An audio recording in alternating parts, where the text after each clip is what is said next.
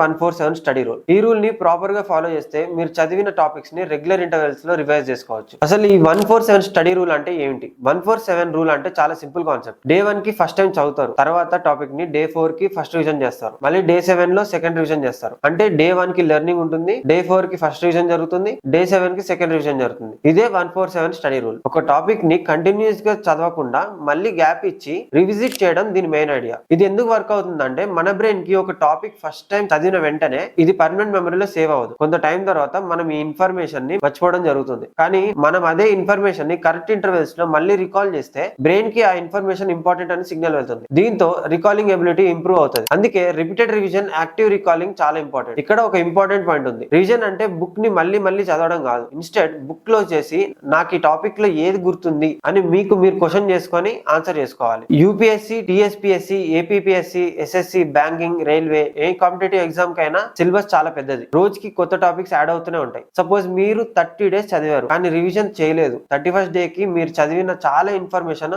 మర్చిపోయి ఉండొచ్చు. అందుకే ప్రిపరేషన్ లో ఫార్ములా అనేది ముఖ్యం. New learning plus revision and practice, ఈ మూడు బ్యాలెన్స్ అవ్వాలి. 147 రూల్ మీకు ఈ రివిజన్ సైకిల్ మెయింటైన్ చేయడంలో చాలా హెల్ప్ చేస్తుంది.